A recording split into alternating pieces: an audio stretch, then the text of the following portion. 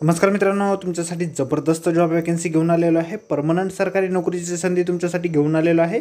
10वी 12वी पास जरी तुम्ही या ठिकाणी असाल तरी देखील तुम्ही या ठिकाणी अर्ज करू शकता। पगार जो आहे 18 ते 81,100 रुपयाच्या दरम्यान तुम्हाला या ठिकाणी पोस्ट वाईज मिळणार आहे।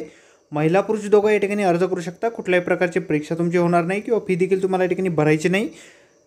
पदे जे आहेत मित्रांनो या ठिकाणी ग्रंथपाल, clerk, steno, fireman, messenger, washerman, barber, चौकीदार अशा अनेक पदांसाठी या ठिकाणी वॅकन्सीज आहे। अधिक माहिती जी आहे मित्रांनो या ठिकाणी आपण व्हिडिओमध्ये बघणारच आहोत, तर व्हिडिओ शेवटपर्यंत नक्कीच बघा। तर मित्रांनो, व्हिडिओ सुरू करण्याअगोदर आपण जर आपल्या रॉयल कॉर्नर यूट्यूब चॅनलवरती नवीन असाल तर आपल्या रॉयल कॉर्नर यूट्यूब चॅनलला सबस्क्राईब करावं, बेल आयकॉन दाबायला विसरू नका। असेच नोकरी संदर्भातील नवीन नवीन व्हिडिओ आपल्याला मिळत राहण्यासाठी। तर सुरू करूया मित्रांनो आजचा व्हिडिओ।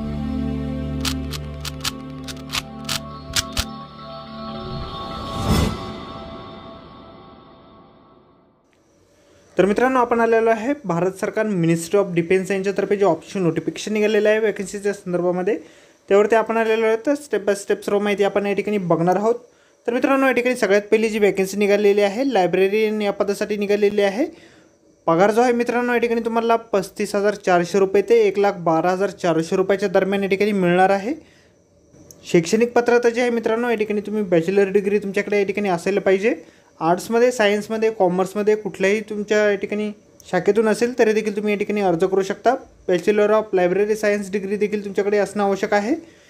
तर टोटल या ठिकाणी एक वॅकन्सी मित्रांनो आहे। ओपन कॅटेगरीतून ही वॅकन्सी या ठिकाणी असणार आहे। त्यानंतर मित्रांनो सेकंड नंबरची वॅकन्सी या ठिकाणी आहे स्टेनो ग्रेड 2 पदासाठी आहे। पगार जो आहे या ठिकाणी तुम्हाला 25,500 ते 81,100 रुपयाच्या दरम्यान या ठिकाणी मिळणार आहे। 12वी पास जर तुम्ही या ठिकाणी असाल तर या ठिकाणी या पदासाठी अर्ज करू शकता। एकूण या ठिकाणी 2 पदांसाठी वॅकन्सीज आहे। पहिली जी आहे ओपन कॅटेगरीतून आहे, दुसरी ओबीसी कॅटेगरीसाठी आहे। एकूण अशा 2 वॅकन्सी आहे।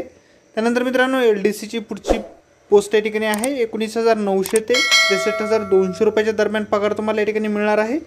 या ठिकाणी देखील तुम्ही 12वी पास असणं आवश्यक आहे। एकूण या ठिकाणी 6 पदांसाठी वॅकन्सीज आहे। कॅटेगरीनुसार या ठिकाणी ओपनसाठी 1 आहे, ओबीसीसाठी 2 आहेत, SCसाठी 1 आहे, STसाठी 1 आहे, EWSसाठी 1 आहे आणि ASMसाठी या ठिकाणी 2 वॅकन्सीज या ठिकाणी रिझर्व असणार आहेत। त्यानंतर मित्रांनो पुढची वॅकन्सी या ठिकाणी आहे फायरमॅन या पदासाठी आहे। 19,900 ते 63,200 रुपयाच्या दरम्यान पगार तुम्हाला मिळेल। या पदासाठी तुम्ही 10वी पास असणं आवश्यक आहे। एकूण या ठिकाणी मित्रांनो 3 वॅकन्सीज आहे। कॅटेगरीनुसार या ठिकाणी ओपनसाठी 2 आहेत आणि SCसाठी 1 वॅकन्सी या ठिकाणी असणार आहे। त्यानंतर मित्रांनो पुढची वॅकन्सी या ठिकाणी आहे मेसेंजर या पदासाठी 18 ते 56,900 रुपयाच्या दरम्यान लेवल 1चे पे स्केल तुम्हाला या ठिकाणी मिळेल। 10वी पास असणं या ठिकाणी तुम्ही आवश्यक आहे। एकूण या ठिकाणी 13 वॅकन्सीज या पदासाठी आहे। 4 वॅकन्सीज ASMसाठी रिझर्व आहेत। कॅटेगरीनुसार मित्रांनो या ठिकाणी ओपनसाठी 7 वॅकन्सीज आहेत, ओबीसीसाठी 4 आहेत, SCसाठी 1 आहे आणि EWSसाठी 1 अशा वॅकन्सीज या ठिकाणी डिवाईड केलेल्या आहेत। त्यानंतर मित्रांनो पुढची पोस्ट या ठिकाणी आहे बार्बर या पदासाठी आहे। 18 ते 56,900 रुपयाच्या दरम्यान पगार तुम्हाला मिळेल। 10वी पास तुम्ही या ठिकाणी असायला पाहिजे। 1 पदासाठी या ठिकाणी वॅकन्सी आहे।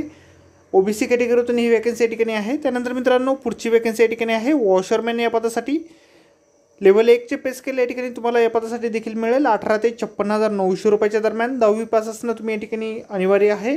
1 पदासाठी वॅकन्सी आहे। ओपन कॅटेगरीतून ही वॅकन्सी या ठिकाणी असणार आहे। त्यानंतर मित्रांनो पुढची वॅकन्सी आहे रेंज चौकीदारची 18 ते 56,900 रुपयाच्या दरम्यान लेवल 1चे पे स्केल तुम्हाला या ठिकाणी मिळेल। 10वी उत्तीर्ण तुम्ही या ठिकाणी असणं आवश्यक आहे। एकूण या ठिकाणी 1 वॅकन्सी आहे। ओपन कॅटेगरीतून ही वॅकन्सी या ठिकाणी निघालेली आहे। त्यानंतर मित्रांनो पुढची वॅकन्सी या ठिकाणी आहे ड्राफ्टरी या पदासाठी आहे। 1 वॅकन्सी या ठिकाणी 2 वॅकन्सी एकूण या ठिकाणी आहे। ओपन कॅटेगरीसाठी 1 वॅकन्सी आहे आणि ST कॅटेगरीसाठी 1 वॅकन्सी, अशा 2 वॅकन्सीज एकूण या ठिकाणी आहेत। त्यानंतर मित्रांनो एज लिमिटविषयी जर या ठिकाणी बोलायचं झालं तर या ठिकाणी तुम्ही जर ओपन किंवा या ठिकाणी EWS कॅटेगरीतून जर अर्ज करत असाल तर 18 ते 25ची वयोमर्यादा तुम्हाला या ठिकाणी देण्यात आलेली आहे। ओबीसी कॅटेगरीसाठी या ठिकाणी 18 ते 28ची वयोमर्यादा आहे। SC/ST कॅटेगरीसाठी 18 ते 30 वर्षाची वयोमर्यादा या ठिकाणी आहे। तर मित्रांनो या ठिकाणी तुम्हाला अर्ज कशा प्रकारे करायचा आहे तर ऑफलाईन पद्धतीने या ठिकाणी तुम्हाला अर्ज करायचा आहे। ॲप्लिकेशन फॉर्मच्या एनव्हलपवरती तुम्हाला या ठिकाणी तुम्ही कुठल्या पदासाठी अर्ज करत असाल त्या पदाचे नाव या ठिकाणी लिहायचं आहे। Application for the post of या ठिकाणी पदाचं नाव तुम्ही या ठिकाणी लिहायला विसरायचं नाही। तर मित्रांनो ॲप्लिकेशन फॉर्मसोबत तुम्हाला तुमचे जे शैक्षणिक पात्रतेच्या ज्या फोटोकॉपीज असतील, झेरॉक्स कॉपी असतील त्या या ठिकाणी जोडायच्या आहेत। तर मित्रांनो या ठिकाणी अर्ज करण्यासाठीचा ॲड्रेस या ठिकाणी दिलेला आहे. सेंट्रल रिक्रुटिंग एजन्सी PH&HP सब एरिया पिनकोड या ठिकाणी दिलेला आहे. या ॲड्रेसवरती तुम्हाला या ठिकाणी तुमचे ॲप्लिकेशन फॉर्म सेंड करायचे आहेत.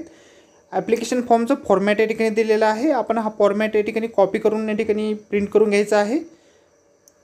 आपण या ठिकाणी बघू शकतो. या ठिकाणी तुम्हाला तुमचा फोटो देखील या ठिकाणी चिटकावा लागणार आहे. क्वालिफिकेशनची माहिती वगैरे सर्व काही व्यवस्थित या ठिकाणी भरायची आहे.